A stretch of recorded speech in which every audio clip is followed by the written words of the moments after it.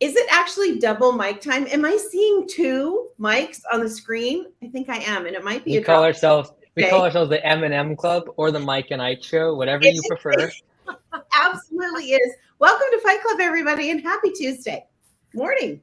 Thanks, Michelle. Hey. Michelle, real question is which one's taller? So both Mike and I are staggering it just under maybe 5'4". I don't know. I just want to make the point that you are at least 2 weight classes ahead of me.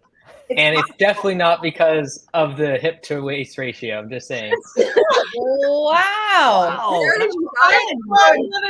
Hey, we take the gloves off here, folks. Wow. I'm actually down 10 pounds this morning, too. So we'll see. I'm here for it. Well, good morning. Tay, get us started, please. You guys are hot and ready to go. I was going to say, this might be the fieriest start to Fight Club we've ever had. There's been more hands thrown already, and we're not even 3 minutes in.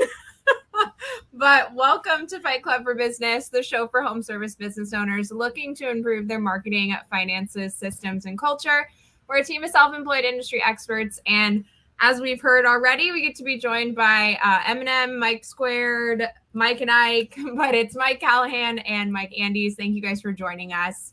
Can you guys just give a brief kind of rundown of yourselves, your background, just so our listeners can get to know you a little bit?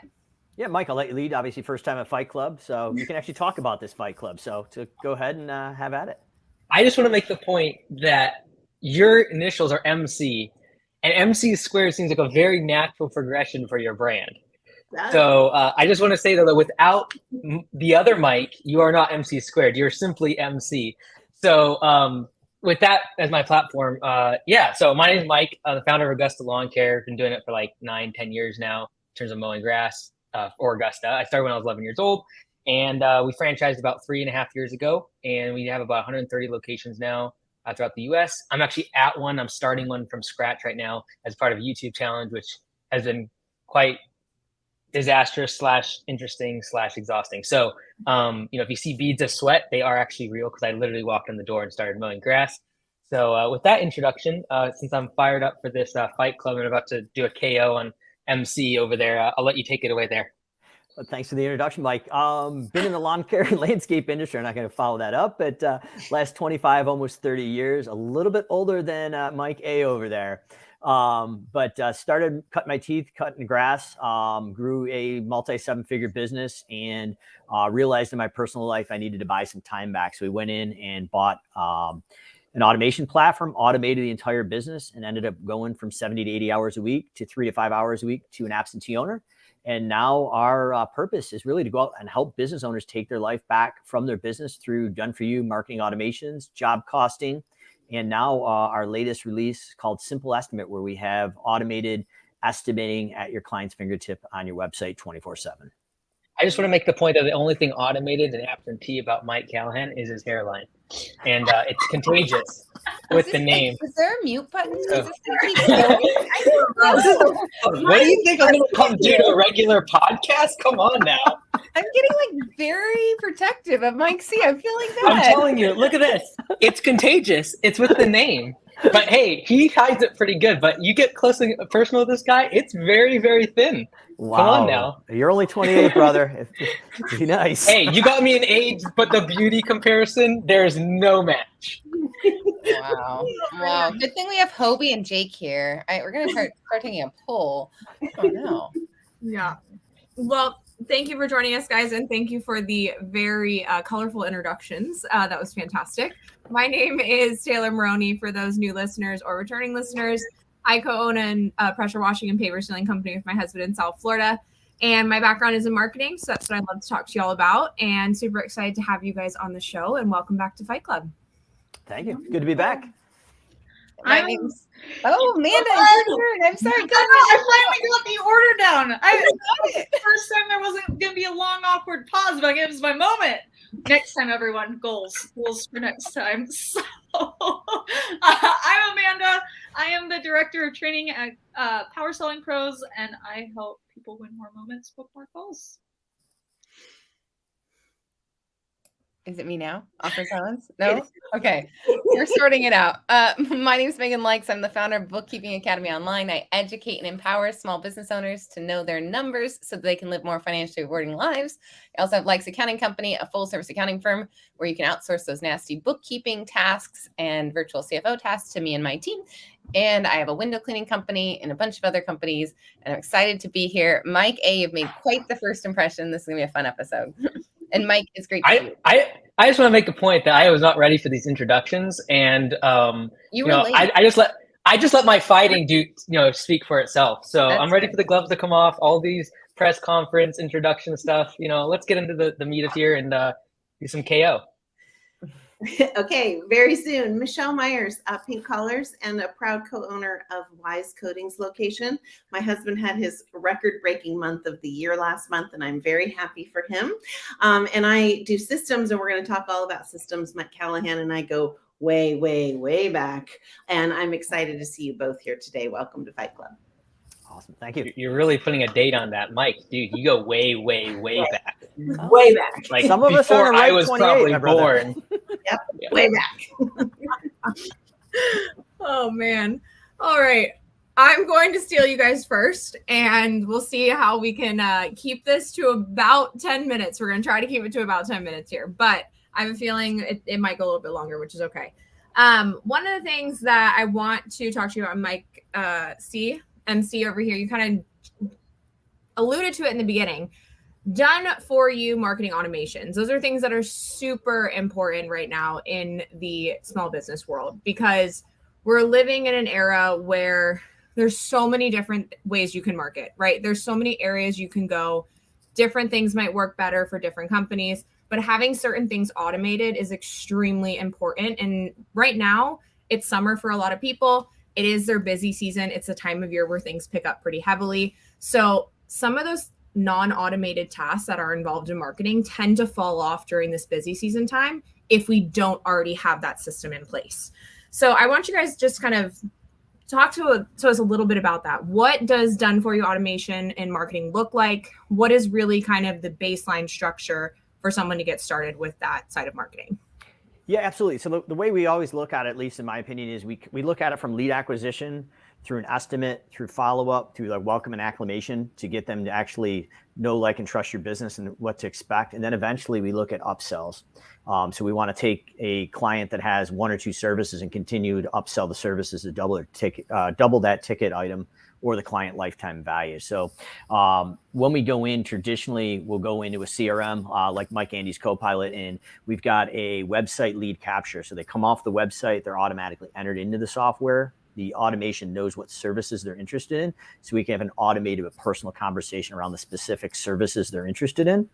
And then when we go out, traditionally, especially in the busy season now, we go out and get that quote or bid. A lot of times we forget to follow up on that. It's hard enough just to get that bid out. So what we do is we focus on a process called omni-channel marketing. And really all that is a fancy word to say we're going to follow up over multiple communication channels. So that's going to be through automated email, automated text, and either a ringless voicemail bomb or actually a call script. And we're going to follow up over 20 days over these multiple communication points. And the interesting thing is when you do that, we don't want it to look like it's just like an automated call or an automated text message. You want it personal. So one of the biggest ones that we see 2 days after every estimate is an email that looks like it's sent from the estimator's iPhone. And that closes at about 80% of all the sales that you're going to see on that one communication. So the biggest thing when we say done for you automations, it's not just that we're doing it for you, but we're taking all the best practices of the last 10 to 15 years.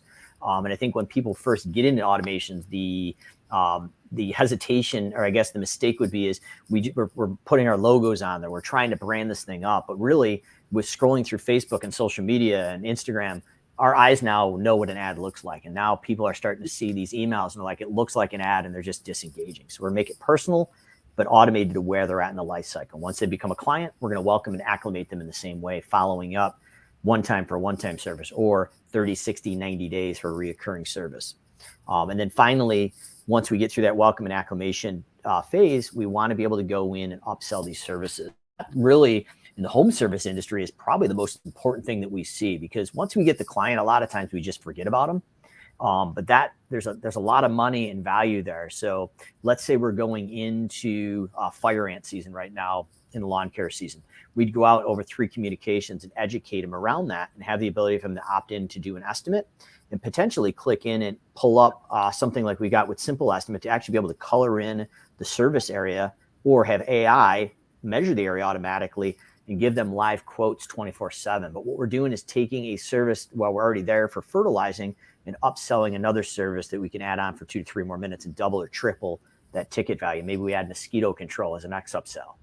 But that's the idea, is that most clients, when they do this process now, are getting 60 to 80 estimate requests per upsell that was just literally low-hanging fruit that they're never addressing. And it was all done through education at the, the simplest aspect of when we're getting into the upsell section, it's about education. But one thing I want to kind of circle back to is the subject, like you were saying, with coming from an iPhone, from an email. We actually had this happen to us. We're working on our next admin event, and we accidentally sent an email out that just said subject in the subject line. Like, it was a complete accident, wasn't intentional. But we actually got a ton of engagement off of it. Like, we were completely shocked. It was not intentional at all. At least put something in the subject line. But those things are, like you said, Mike, is what people are looking for. More like genuine interaction, not sales pitches that we're seeing everywhere across social platforms, across even text messages can come across as a spammy type sales pitch if you're doing it wrong. So it's really kind of going back to the heart of connecting with people and communicating as humans through automation, in my opinion. That's what we need to really focus on in this season of life. Yep.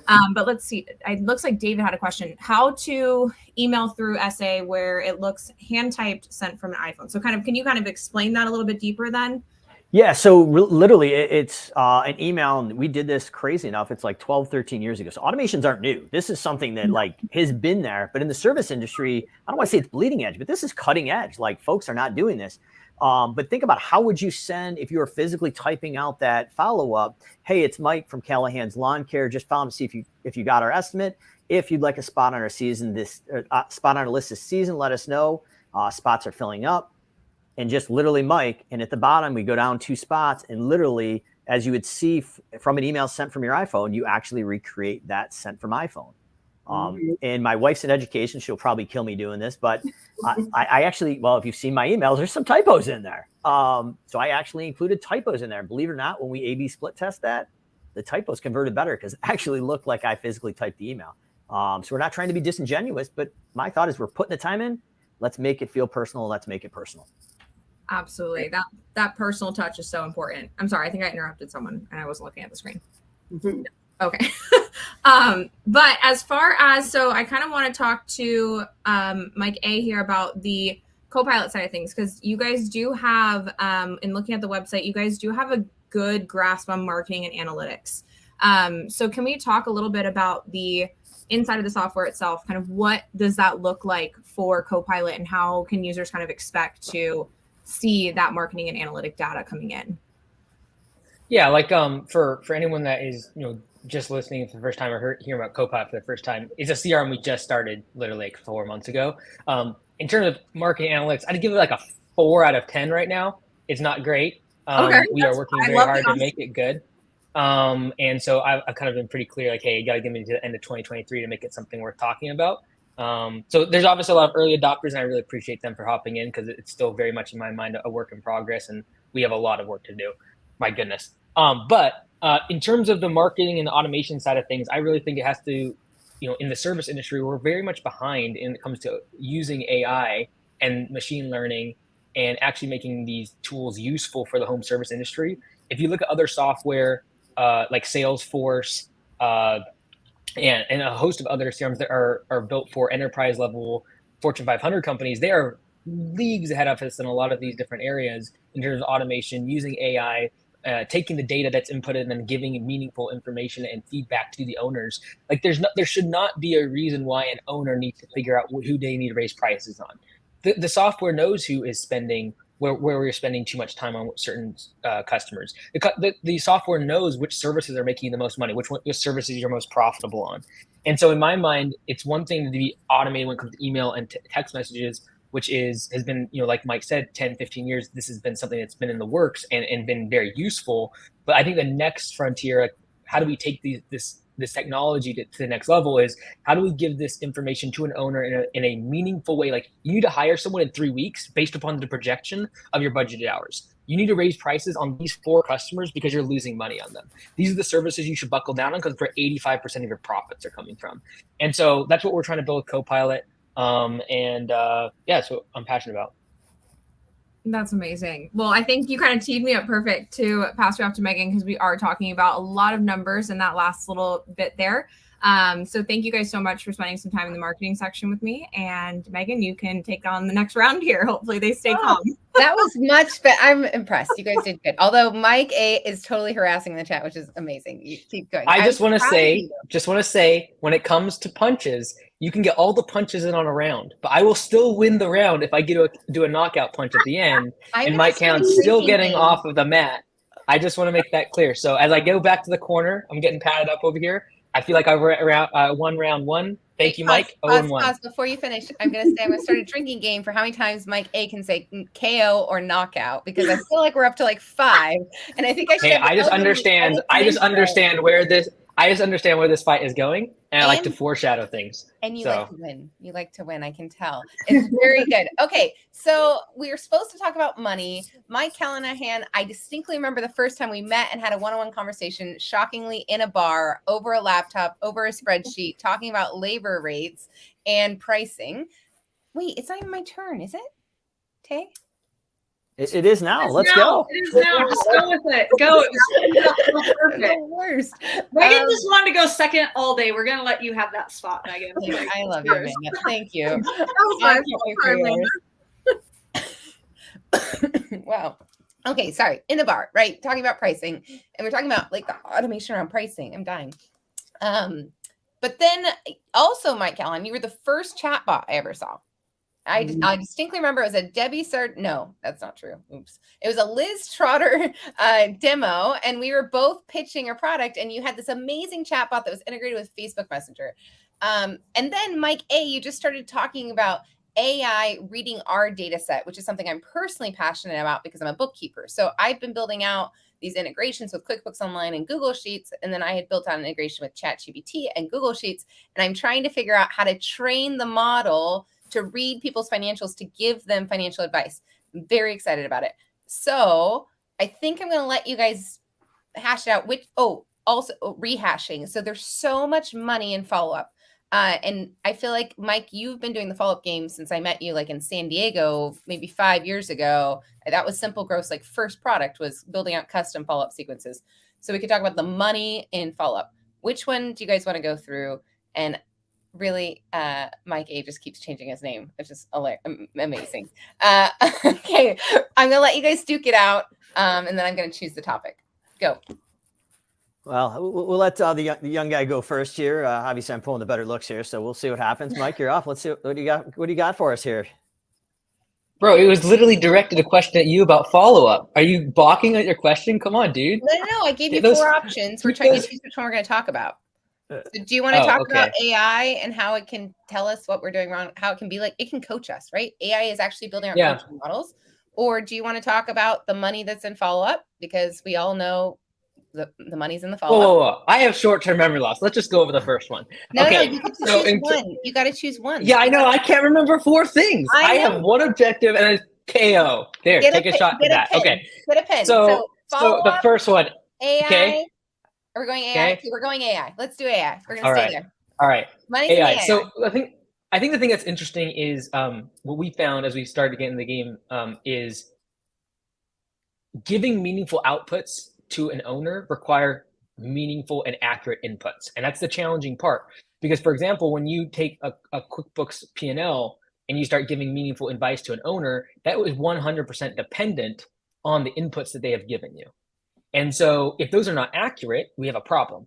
And that's in part why I feel like we had to build a CRM in order to give this meaningful information to an owner, because we need the clock in and clock out times of every job. We need the invoice information. We need the estimate information. We need the close ratio information to actually be able to give them the meaningful information. I can't just take their P&L and give them advice in their business necessarily, because for all I know, they're miscategorizing income.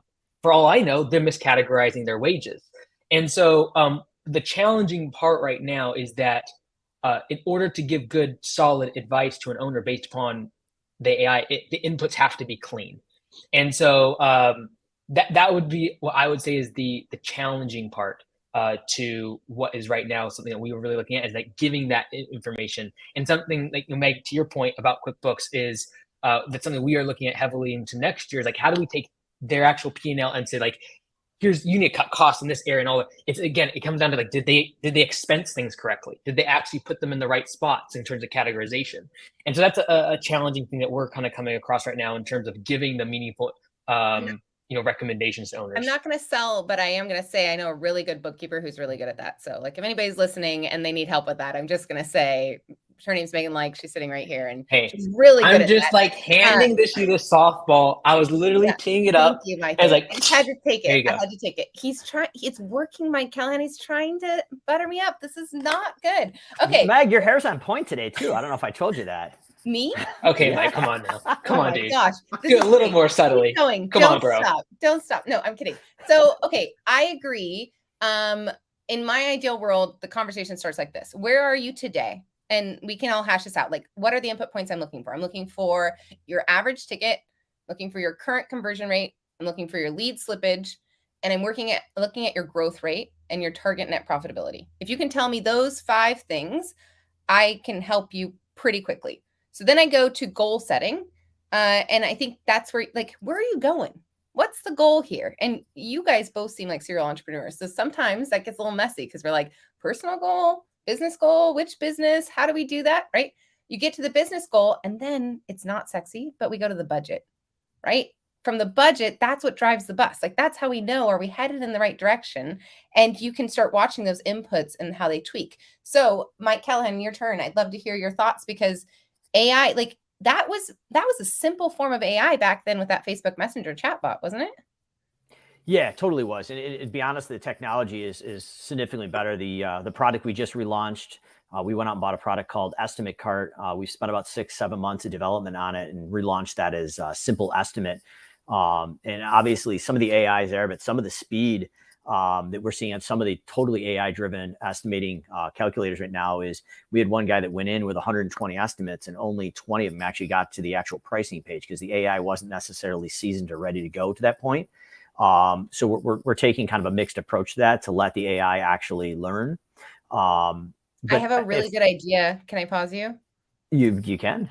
Her name is Amanda Powell, and she has 8 core principles. And in my dream world, my chatbot is trained on those core principles, and you can beta test it and it will take them all the way to a higher conversion rate. So I'm going to let you save that part because you're going to talk to me next. We're going to have to talk. And I feel like I've already pitched it to our CEO. I'm like, no, we're going to train AI on your principles and we're going to teach it how to close more deals. Like, you can actually do that. Like, based on, anyway, we're going to pause. Yeah, it's interesting technology coming around, but I think if I can dive in a little bit and almost like a different take. So one of the things we look at when we're looking at a business is, step one is really managing your time, being able to have basically 4 hours a week to work on your business, not in, as Michael Gerber said. But really the second place, if we're looking at a business, whether it's 7 figures or beyond or before then, it is the core principle of financials, getting your financial house in order. And it's really 2 phases that I like to look at. And the first side is obviously the business. The second is the personal. And are they commingled? Is it clean? Is your personal like $150,000 yacht getting sucked out of the business as expense and it's messing up your chart of account? So once we kind of find those 2 different areas and see how they should legally play in your chart of accounts, the thing that I guess surprises me the most every year, and we've been doing this for, 8-9 years now with Simple Growth, is that a lot of service business owners just don't understand the foundations of their numbers. They don't really understand what they need to charge per man hour per division. And I guess the scariest one is they don't understand what their break even is. So what it costs you per hour break even before you make a profit. So a lot of people kind of rushed ahead and start pricing all these things, but they just don't have a core understanding. And it all comes down to, like Mike said and Megan said, it's really good bookkeeping, having a straight chart of accounts. But no matter the CRM you're using, we really need to be able to track the production hours in the field, whether it's a time clock or clocking in and out of the jobs. I'd like the idea of being able to clock in and out of mobile so I can do my direct and indirect times based on the jobs, but be able to go in and have a non-emotional number. So companies that we saw.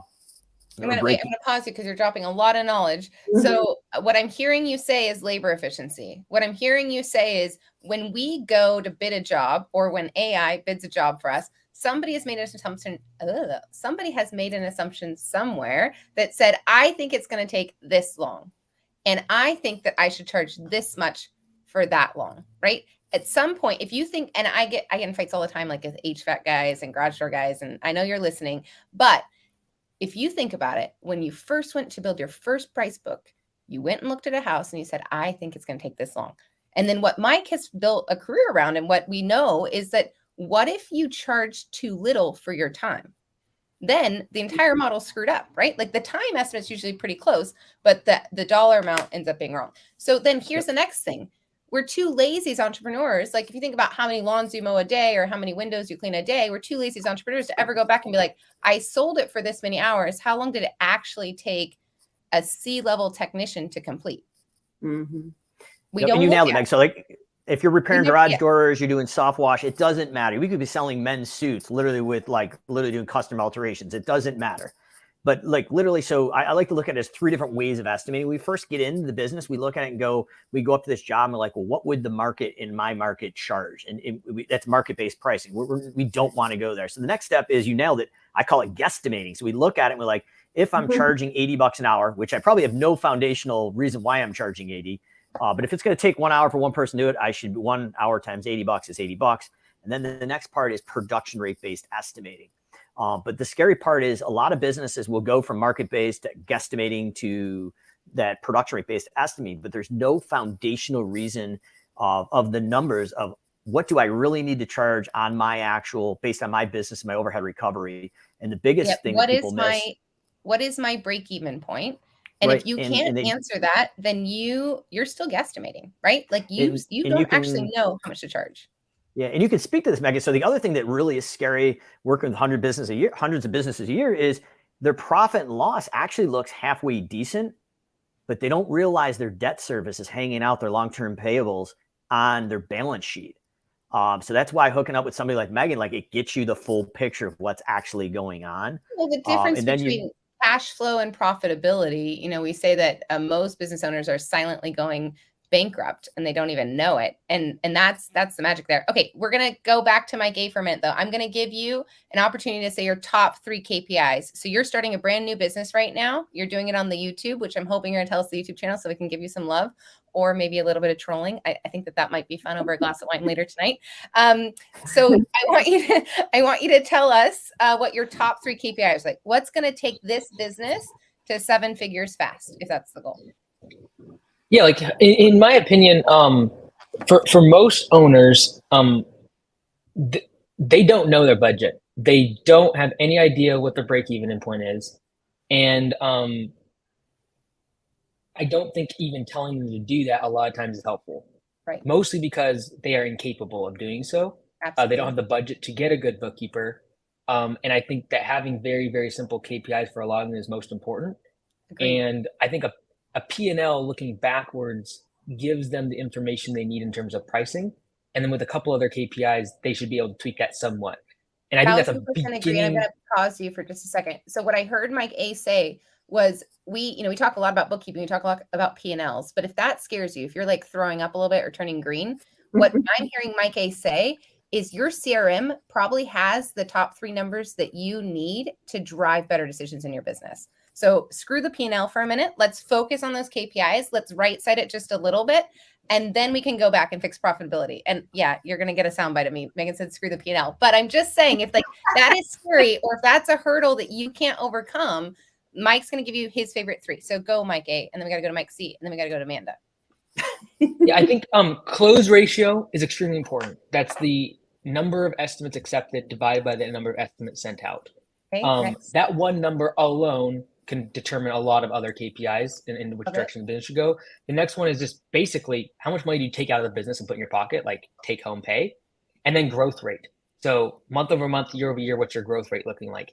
The reason those 3 are so important is because it can tell me a lot about whether or not the business should slow down growth and increase profitability by reducing close ratio, by increasing prices, right? Okay. And So I'm going those to would be give the a 3 I'd plug go. for Admin Bootcamp Adventure, where we teach your admin how to increase their conversion rate and to reduce their lead slippage rate. And it's a really magical thing, and increase the average ticket. Okay, Mike C, go. What's your top 3 KPIs? Thanks, Mike A. Yep. I'm going close ratio. I'm going churn rate. And I'm looking on probably a rolling 12-year payroll for indirect and direct payroll as a percentage. Okay, I forfeit round 2 to Mike Callahan for getting churn. Hey, you've not corrected him yet. We call them bouts in this. Just saying. I love it. Indirect and direct payroll. That was really good. My hairline is recovering. Thank God. Okay. So, and just to clarify, churn rate means what percentage of clients are you losing? So there's a lot of money in keeping our clients happy. It's cheaper than going to find new clients. So Mike said churn rate, in case you've never heard that word before. And then indirect and direct payroll as a percentage means you should have a target, like how much. We're in the business of selling time, but we're not selling our time. We're selling other people's times, and you need to make sure that that's in alignment with your pricing. So that's Mike's metric for checking that. We're going to pass you to Amanda. Thank you all. Mike A, I was impressed with your manners. Thank you. That was great. I just like it said winner of round 1. So now do we get to change that to loser of round 2? Like, hey, you obviously are not reading the comments. You obviously are not up to date on the comments. It says round 2 goes to Mike C. I'm playing very evenly here. fair enough. I couldn't resist. This is bad. So you ladies had no idea what you're getting into with this guy, did you? Love it. I didn't have a clue. Yes, It's all my fault. Who invited these guys? Who was that? Michelle. That was me. Okay. That was me. We'll talk after, Michelle. I'm going to be put in the penalty box. I can feel it. No, it's so fun. We're going to take away her invite card. Yep. All right. So you were speaking my language, Mike C, when you were talking follow-ups like that. Oh, so much money left on a table that owners don't even realize. And one of the things I'll run into a lot when you're sharing your story, I thought of a training I went to where a CSR pulled me over to her desk and said, "This is our follow-up schedule. Is this too much?" And I think that's a really big fear out there. Like we did all this work to get our clients. We don't want to bug them too much. We don't want to be too pushy. So where do you find that balance, or like, what do you see? No, great question. So yes, I think there is a too much, but I think the first thing we need to address is people feel uncomfortable, like they shouldn't follow up. But when they've requested an estimate, you've done the work to give them a quote or bid, they have given you permission to follow up. So that's the first thing. It's a mindset shift. The way we do it in our automated follow-up, we call it 20 days to close. You've been around the ecosystem, you've probably heard about it. But 20 days to close, like I said, is going to go across email, text, phone calls, or something called the ringless voicemail bomb. It hits that cell phone on file. Looks like a missed call, and it's a pre-recorded message, unlike a robocall, but it's like, "Hey, it's Mike from Callahan. So sorry, missed you. Just found up that estimate I dropped off 2 days ago or sent 2 days ago." So yes, you could probably do it too much over one communication channel. But statistically, if you're not following up at least 5 or more times, you're statistically losing out 80% of the sales in your local market. So at a bare minimum, we got to be showing up 5 times. I'm suggesting at least 6 over those communication channels. So if we have omni-channel marketing, email, text, and phone calls or ringless voicemail bombs, we should be doing at least one of those twice, at least 6 times. Interesting thing is we found statistically now with thousands and thousands of email follow-ups, the stats we've been seeing is you're going to see a big jump. The biggest jump is between 2 to 3 days for your estimates. Another one between 7 and 10 days. And the interesting thing is there's actually another one between 18 and 20 days. And what that happens is they've actually gone out and hired your competitor. They haven't given you the courtesy to let you know they're not accepting the bid. And you're just following up very politely, not pushy. But you'll notice that email I talked about, we talked about a call to action to sign up. And we talked about scarcity and urgency. And that last bit is, hey, do we have permission to close out your estimate? And they're like, whoa, wait a minute. This other client, the contract just dropped the ball. We should probably hire this person. And we haven't even told them we're not going with them. And they've been just politely following up and been there and positively, it looks personal. So I would say at least 6 times. I mean, 5 or more times is going to cover statistically 80% of the sales in your market. I hope everyone wrote that down. That was like gold for everyone listening there. That's wonderful. So do you find one form of communication is more effective than others? Is it generational? Do you look at that? It's going to depend on the person. But let's face it, people don't trust themselves to hire a contractor. They don't trust a contractor.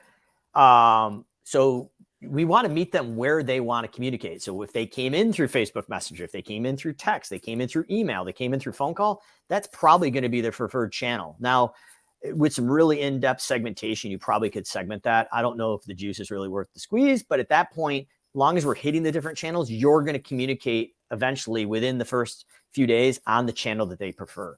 But I would say text messaging right now is the ultimate winner, unless they did come in on social through a bot. And there is some new laws and regulations around text messaging right now with your automations. So I won't get into it, but you do need to go, if you're using Twilio as an email or a text message provider, to register your actual automations and show them that you have the ability to opt out of those, and you're using best practice. Otherwise, within the next month or so of this airing, your text messages will start to get blocked and they will actually become completely useless. They will not get to go where they're going. Make friends with Amber Jones. I'm just going to say that. Make friends with Amber Jones. We'll tag her in the comments. She will help fix you.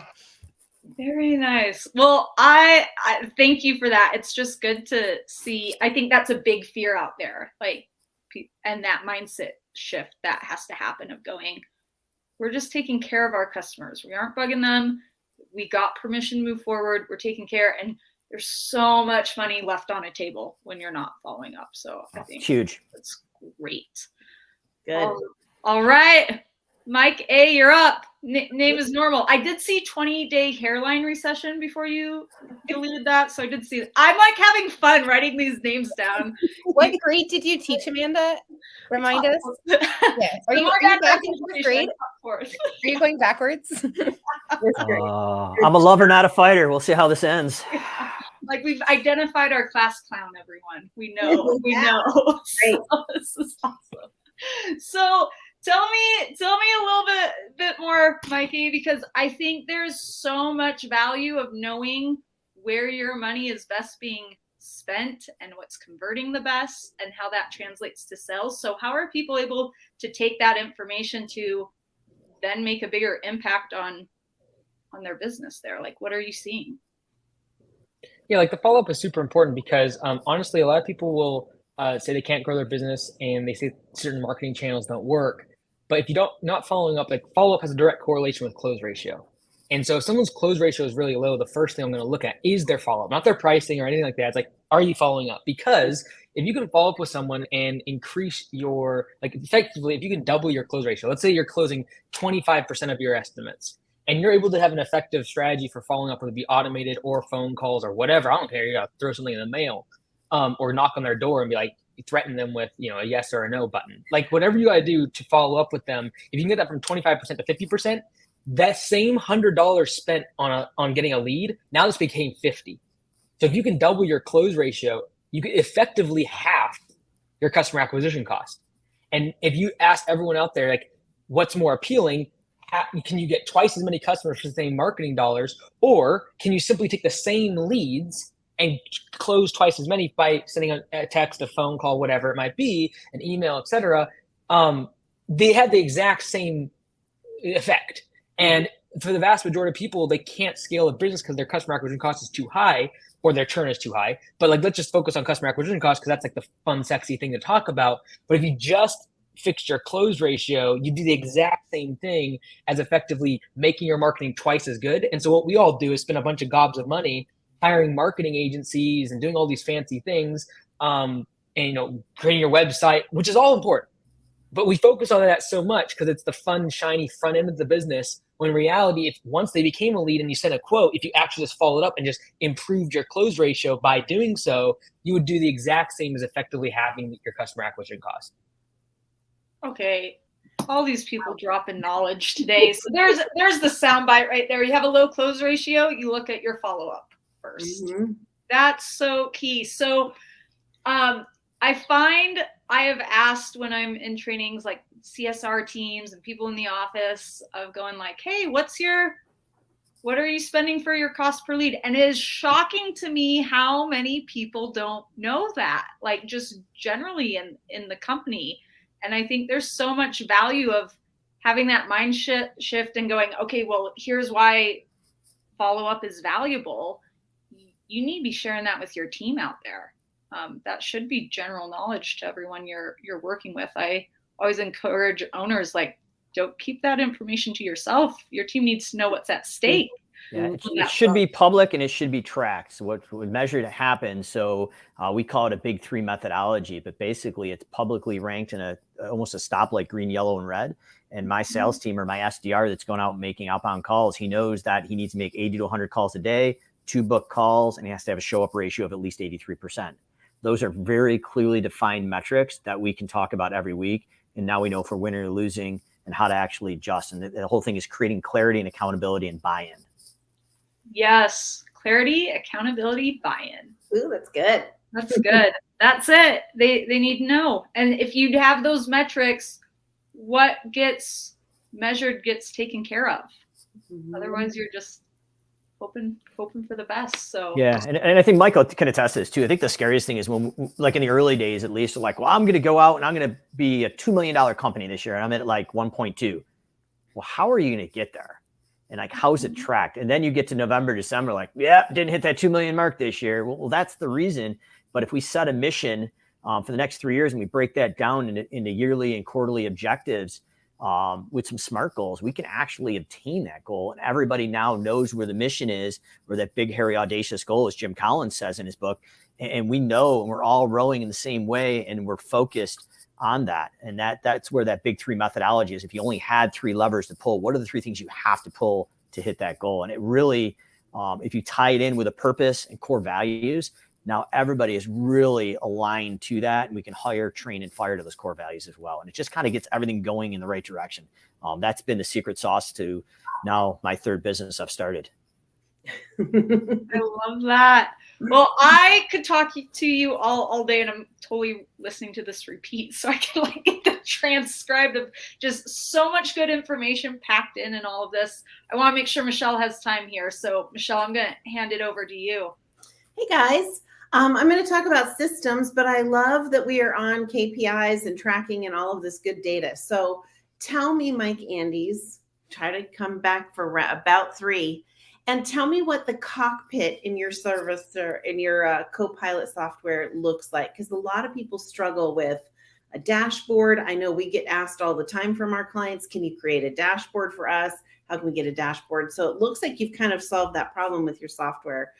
Tell us a little bit about what it works like and what it looks like and what it's actually grabbing from the CRM. I would not say we have solved the problem. I would say we are attempting to solve the problem. It's not where I want it to be yet.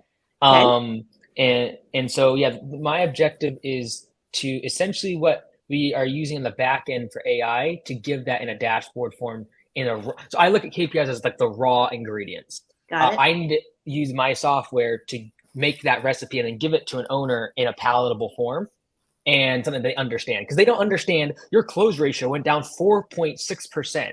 And your, profitability on this specific service went up. Like, they don't understand that. What they understand is you need to cut this service. These are the customers you need to raise prices on. You need to hire someone in 3 weeks. You should start interviewing right now. That's what they understand. The vast majority of them, especially if they're doing under $1 million in revenue, they need actionable things based upon the data. They don't need the data. Yeah. And so I get with my content, I'm very careful in the fact that like I can talk about numbers and KPIs all day long, but the vast majority of owners in home service industries, we didn't have the best college or like degrees in business. We don't understand software and all the stuff. We don't even understand graphs. We can't do Excel if our life depended on it. Yeah. And so if that's the type of person I'm talking to, I need to give them actionable things based upon that data and tell them what to do in their business. And so that's the objective of the KPI dashboard. In my opinion, is it's giving them the raw background data that we're using. But then my more important objective by the end of this year is to be able to tell them exactly what to do, because that's the language we all speak as business owners. Yeah. It is a second language of numbers and KPIs that most people take a long time to develop. And so we're hoping to give both of it to them, but I truly believe that that's not the main thing that most owners, especially beginner intermediates, can understand. But our hope is that we kind of give the secret sauce, the ingredients behind the AI using the dashboard, showing a lot of these KPIs that you talked about. And so Mike Callahan, Mike C, is that also in the cockpit? Is it pulling those close rates? Is it pulling those, all those metrics from your social media or from your marketing? Is it pulling the acquisition cost into the cockpit? Is that something that you're pulling, or is it different data? So the cockpit, Mike, you may want to help me out here, but the cockpit's basically predefined right now. But if I'm looking at it, whether it's in CoPilot or any other CRM, there's certain things that I'm looking at that are foundational. Mike said, like 5 years of college, I didn't learn a thing about my Excel sheets or my break even or any of that. It was a school of hard knocks and going out and finding the professionals. But one of the things like we build out on Service Autopilot with some of the pre-built reports that we build for Simple Growth, and same idea that I think Mike is pre-building into the cockpit, is we can go in and start to see a high level. Like, so when we get into the weeds with the minutia of each particular job, we get lost, but basically we could go in and say, my hourly goal is $80 per man hour. Mm-hmm. And any job that's below that threshold, on average, this is what you need to raise the prices on these. Because the biggest thing that scares me a lot of times, you see it in the Facebook groups, hey, I'm raising my prices on my maintenance services by 10% across the board. Mm-hmm. Well, if your goal is $80 per man hour and you're making 120, why would you ever raise the price? What you're really doing is telling your clients, that your most profitable clients, to go shop for new services. Really, we want to be like Jack Welch with GE. We raise the bottom 10%, or in this case, we're raising just the losers back up to that financial threshold. So at least in the early days, that was really overwhelming to me. So I think the goal of the cockpit, or some of the reports that we're building out for our clients before that's ready, is to give them that high level data and say, okay, here's the action that needs to be taken on these particular people. Don't get lost in 1,000 or 1,200 jobs, and try to sort through that data. And we build those reports, and it lets you know when you have potentially bad data. If they're not clocked in and out, you don't have a budgeted time or a price, the system alerts you to go in on a daily and weekly basis to update the data. And it's not always good data in, good data out, or bad data in, bad out. What we see in a lot of CRMs is no data in, no data out. Now that's even scarier. So on a high level, at least with some of the reports we build, very similar to the cockpit, it alerts them when they have that missing or potentially bad data. And that's clarity for them to be able to make those decisions on the actions the report or the cockpit's telling them to make. I love it. And one last question. A lot of our listeners might have a recurring service model, right, where they're putting people on a maintenance program or a membership. How does CoPilot fit in the sort of kaleidoscope of CRMs out there to choose from? Is it really strong in that recurring process? I'm assuming so, but tell us how that recurring revenue model kind of fits if somebody wants to look at this software as a solution. I would honestly recommend no one get CoPilot right now. Give me a few more months to figure things out. It's not ready for the vast majority of larger companies. Okay. Scarcity strategy. I see what you're doing there. I see it. You want it. I warned you. I warned you. Yeah, you want it, but you can't have it. Not yet. I would not recommend CoPilot for the vast majority of 7-figure businesses right now. Okay. My goal is by the end of this year to make it where it's a clear winner in terms of trajectory of innovation. But we have a lot of work to do, and so I'm using it here for the first time, like myself, building this business, and I'm very aware of everything we need to still get done. I would say in terms of the price just went up, listeners, by the way. It did. The price just went up. Yeah. So in terms of, there's a whole bunch of options, right? You got Jobber, you got Service Autopilot, you got Element if you're in landscaping and lawn care. You got Yardbook if you're in lawn care. There's just a huge amount of options, right? And so when someone's deciding on a CRM, in my opinion, what you want to look for is two things. And the weight at which you value these is going to be different based on your size. And so what you really want to look at is, where's this software going to be in 5 years, right? And that's where I've gotten concerned with previous vendors that we have used at Augusta. We have 130 locations. I have 50 people in the office answering calls and using these CRMs every single day. So if something happens or there's a workaround, it can cost me tens of thousands of dollars a week. if there's not an efficient way of doing a specific thing, because we're taking thousands of calls a day and doing thousands of estimates a day. And so I would be looking at where is the rate of innovation going, and where's the leadership of the company at. And so the only strong point of CoPilot right now is the fact that the people at the front of it are in the weeds every single day in the service industry, and we know what the KPIs are, and we know what the owners need, and there's no one else of the CRMs that I just mentioned that are innovating fast enough to stay up with the likes of Salesforce, HubSpot, et cetera, that are crushing it when it comes to new technology. And so we have a long ways to catch up. I would by no means try to sell anyone on CoPilot right now, simply due to the fact that we are not where I want to be at. I love that answer. I love it. And typically we would pass you off to Martha, but she is spending some time with her awesome family this week. And so I think in the interest of time, I mean, I'm looking at the clock. Should we just start homework? What do you say, Tay? Is that okay? I think so. Beautiful. Wait, where are we on our scores for the rounds and the bouts? Oh, I don't know, Mike. Well, we're going to leave that to the audience, actually. So in the comments, if you're listening, you all get to decide, because round 1 went to me, round 2 went to Mike Callan. I'm going to say round 3 was a draw. Round 4 has to be decided by the audience. Oh, I like it. Yeah, so we're tied is what I'm hearing. I'm hearing tied. I'm hearing. Yeah, we're going to let the audience. We're very democracy reigns supreme here in the Fight Club. So. Oh, can't wait for the sound bites. To our video editor, Kelvin, and see if we can get this for you, Cameron. I don't know if we have the ability to do that, but we will try and see if we can get a recording of all the jokes thrown around between Mike and Mike here this morning, I should say. But as far as homework goes, you guys are more than welcome to kind of pop in at the end. Mike, so you've kind of been through this before, so you know this a little bit, but with homework, we are about to ask you as listeners to choose one piece of homework. This is what makes our podcast different. This is really where you put into action what you heard Mike and Mike speak about today. So please only choose one. 5 to 6 pieces of homework within 1 week is a lot to accomplish. And sometimes these are very extensive pieces of homework. Sometimes they're very simple, but choose what speaks to you, what has to move the needle forward in your business this week. And we'll go from there. But what's the only other thing I'm forgetting? Group. We do have an accountability group within Facebook. And if you do need help or want to ask questions, you can always feel free to join that group. It is private. So everything does stay within that group.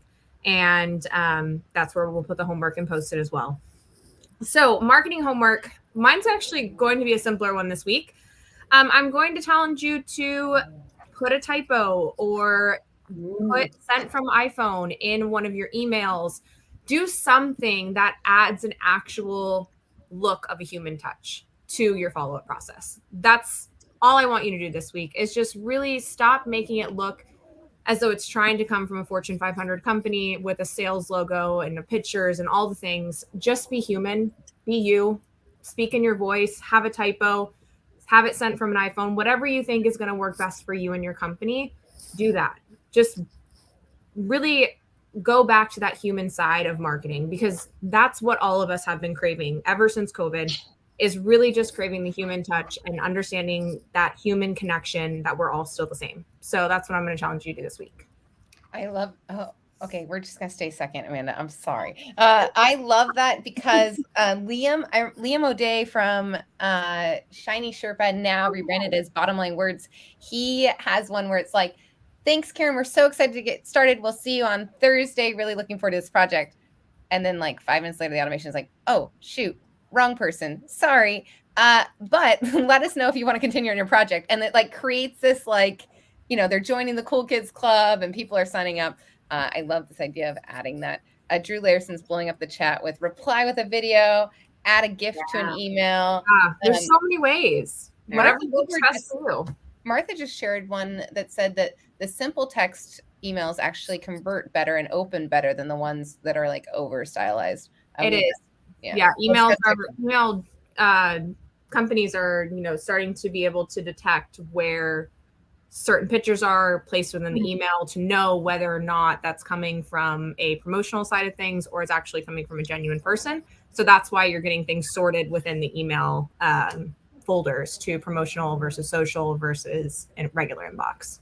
Yeah, those boring, ugly emails that SendGem sends, apparently, will convert higher. It works. I love it. Okay, so for finance homework this week, I'm going to challenge you to choose your top 3 KPIs. You had Mike A's version, you had Mike C's version. You can choose your own version, and I want you to start tracking them every week. And I want you to go into your CRM, and I want you to write them down as of that day for the past week. And I want you to watch the trend, because what I think Amanda said it. She said it beautifully. What gets measured gets improved. So if you can sit there and start tracking it, the data exists. This isn't necessarily in your books. This is probably in your CRM. If you have to do it manually, do it manually. But conversion rate, I love. Mike A said, if you can double your conversion rate, you cut your client acquisition costs in half. Like, that is my love language. That is what we should be doing, is cutting expenses, driving growth, driving revenue, driving profitability. So your homework this week, choose your top 3 KPIs in your business, track them today, and then do it again before we see you next week on Fight Club. I'm going to pass you to Amanda. All right. I'm going for that follow-up route, because that's money right there. Contact these guys to support that. But I'm going to say, if you're not following up, start following up. And Mike gave you some really good windows of when it's effective, that 2 to 3 days, 7 to 10 days, and 18 to 20 days. So if you're not doing a follow-up, start that. Start that. Get in contact with these guys to help it be even more effective.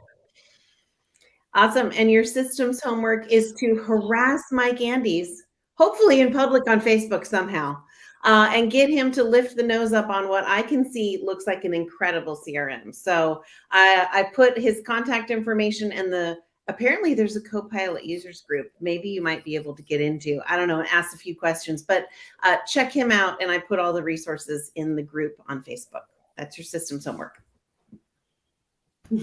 Awesome. Do we get to give homework? I'm worried about the attorney, though. Like, Kelvin, you might want to edit that out too. We're not encouraging them to actively harass one of our guests. So Hey. Harassment is fantastic. Okay. I love harassment. And yes, you are both welcome to give homework. So whoever would like to go first, please feel free to take it over. Age before beauty. Go ahead, Mike. I'm gonna kind of just go back to being able to take care of your homework. We need to block some time to actually get things done in the business and not firefight. So whether it's locking yourself in the office, I'm going to suggest getting out of the office, go somewhere where it's Starbucks or wherever you're going, or on a quarterly event, go and rent a hotel room or a boardroom and get that done outside of the chaos of business and actually get this homework done. So block out some time, respect the time, and that's time to work on it and not in it, as Michael Gerber would say. Because a lot of times we're too busy to actually get this stuff done. We got great ideas, but we're not actually respecting our own time to get the work done inside the business. Love it. And we always end with a quote. Is it quote time? No, I get to give my homework. What are you talking about? I forgot. At the end of a fight, they talk to the winner last. I just want to point that out. All right? Don't try to cut me out. It's worse than Joe Rogan walking off of the octagon after Conor McGregor gives a KO after the first round. I don't know. I just felt like we were done. I don't know. You're demoted. Thank you. I appreciate. Just put that right there. Right over here. This is the controller. Right there. So besides the homework of finding a new host to give me my post-fight interview, after my amazing workout of crushing Mike Callahan, after that, my homework would be, I forget. Oh yeah. So what was it now? Oh yeah, making a video for every estimate. So I highly recommend that if you are having less than 10 estimates a day, especially if you're just getting started and have 3 or 4, make a video for every single estimate afterwards, personalized to the customer, a minute, 2 minutes long, saying, kind of abbreviating what you're going to send the estimates about, saying that you'd love to service their property, maybe potentially even giving them a date of service that you can get them on the schedule. And then use the Gmail app on your phone. It automatically compresses the video down to about 3 to 5 megabytes. So it's very easy to send. And use a different email than your regular business one.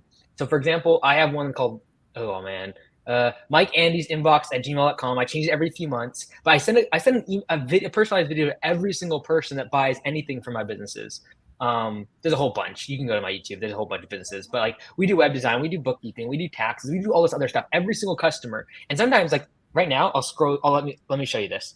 Sorry, this will take 2 seconds. But like these are all emails from the last couple days of customers from CoPilot, etc. Lawn care media, blah, blah, blah. Now look at the bottom ones. These ones are people have canceled. And so I'll also send them a video. And I'll personally say, sorry that we disappointed you. What can we improve at, etc.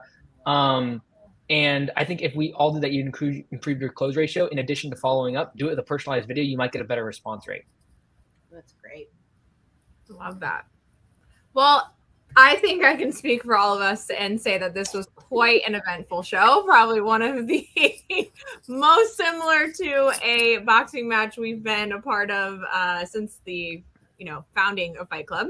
But if anyone does want to get into contact with either of you, Mike Squared, what would be the best way for them to get into contact with you?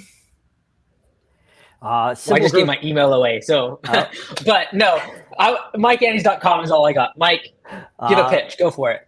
SimpleGrowthSystems.com or our new launch, Simple Estimate Systems with an S.com. And we've got a team of almost 30 full-time people there to help you if you need it. That's Perfect. awesome. And we always end with a quote, guys. And so this one is very fitting. It's from our friend Mother Teresa, who I thought would be perfect for today's event. And she said, I can do things you cannot.